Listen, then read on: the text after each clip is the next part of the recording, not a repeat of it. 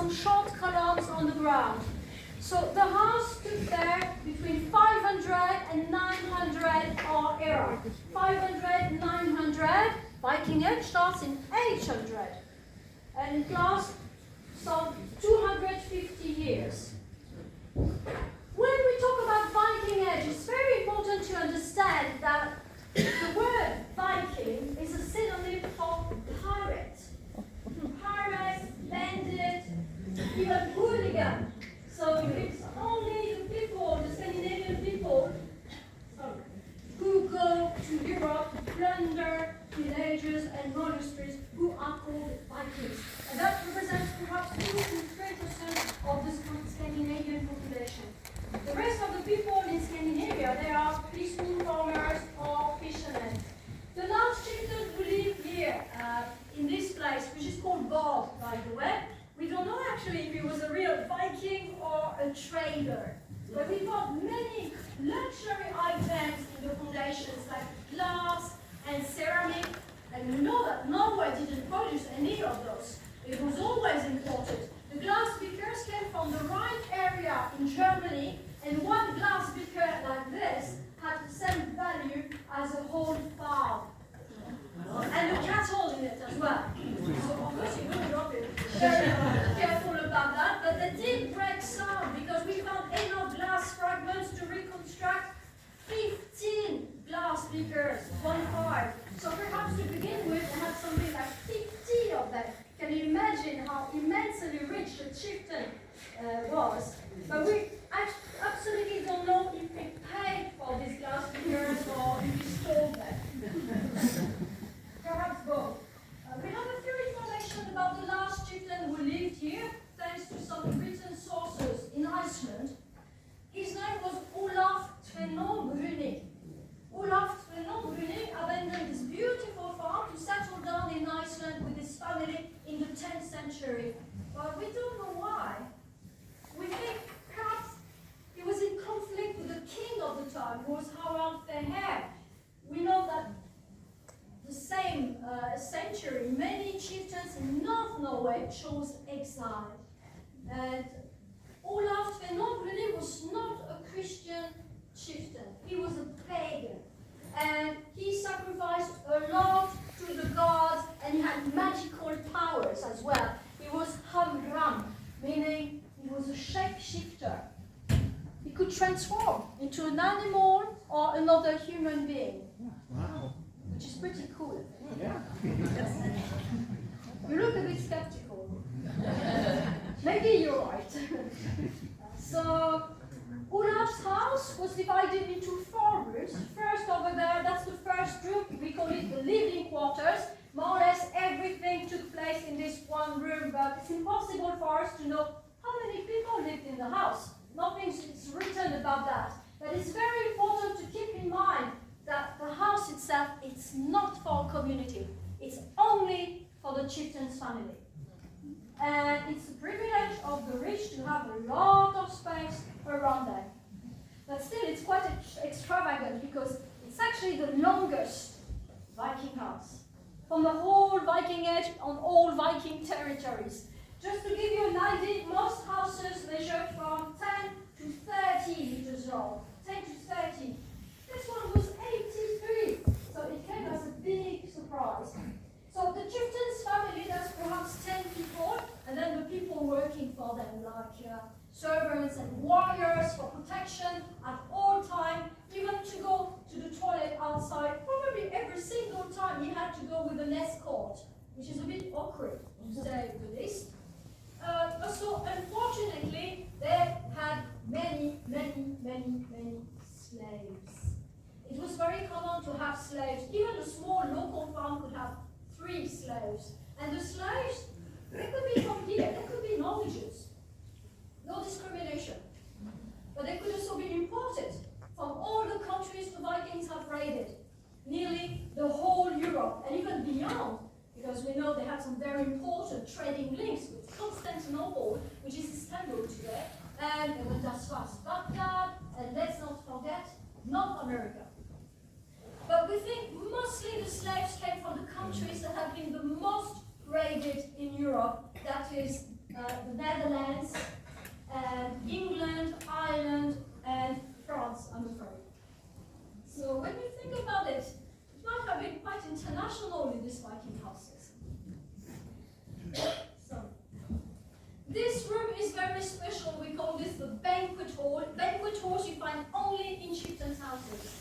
It's a sort of sacred place. It's used as a pagan temple. So they had sacrifices to the gods.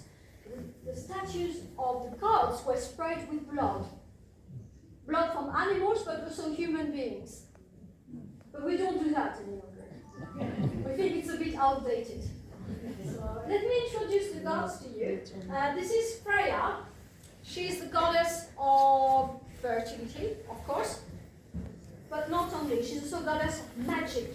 She rides through the sky on a chariot pulled by 2 white cats. And probably you heard of Valhalla, which is where the dead warriors, fallen, dead on the battlefield as heroes go. It's Odin's palace. But it's only half of them. Only half of them will go to Valhalla. The other half goes to her place, to Freya's place. But we don't know what she does with them. We don't know how she chooses them either. Perhaps she chooses the most handsome. And over there, that's Freya's brother, Frey, who is the fertility god. Fertility, too. But somehow less classy than the sister. He's a bit, he likes subtlety. You will understand when you see him from close. And here is the father of Frey and Freya. Frey means the Lord, Freya means the lady. His name is Njord. He's a sea god, a very important god for you when you are sailing. If you find yourself in trouble, you can make an offering to him. On the deck, some alcohol.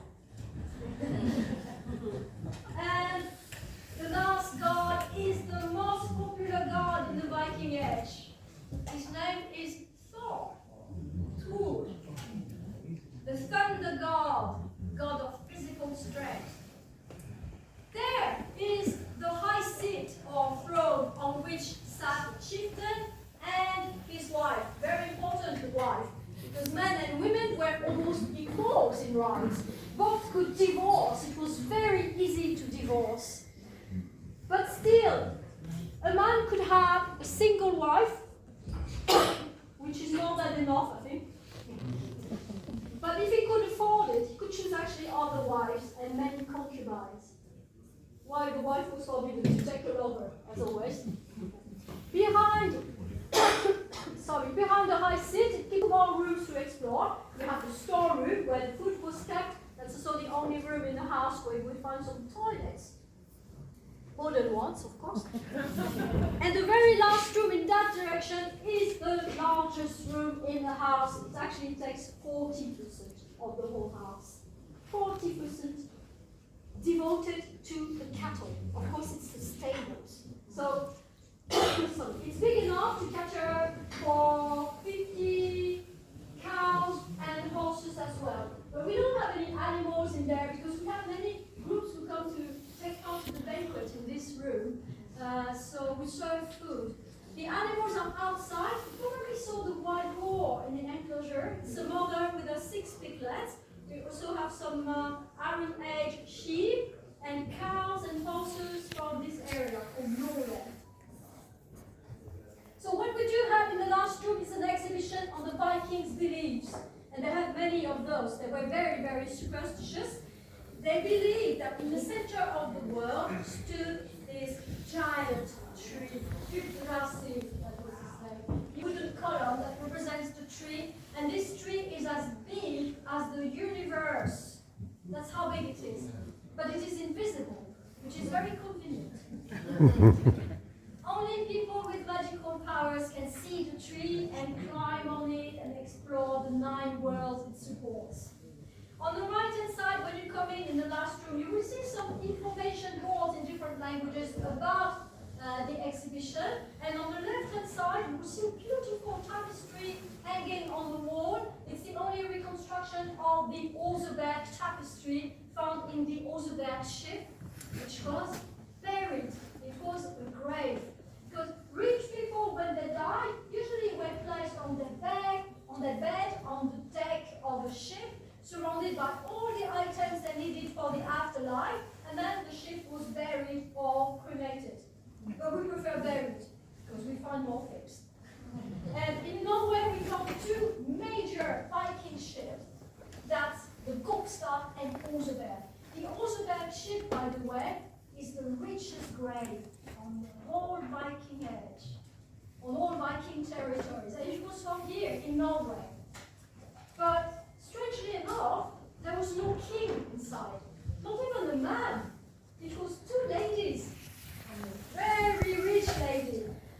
We don't know who they were, but probably they were pagan priestesses. Because if you had magical powers and you knew about medicinal plants, you could heal people, you could become the most important person for your community. Even after your death, people might go on your grave and ask for special favors. So in this house, we have many copies of Viking items from both in Gokstad and Oseberg graves. Like in the first room, there's the Oseberg bed. It's a double bed on which you can lie afterwards to check if it's comfortable. It's not. The mattress is made of twigs, so it could be better. And I think the bed would look rather short to you because these ladies, they were about my size. So now to be clear about what was found in reality on the original site, 20 meters away. Unfortunately, we didn't find any building as such because it's too old. It's over 1,000 years old and it's made of wood. It doesn't survive. We found the foundations only. We found the insulated turf wall all around the house. So this is why we are certain about the dimensions on the ground. It leaves no doubt at all. We also found the post holes. All the holes for all the posts. That's a lot of information.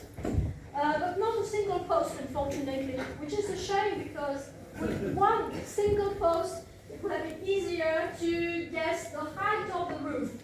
So that's just one estimation. It's estimated to 9 meters. But it could have been even higher or lower.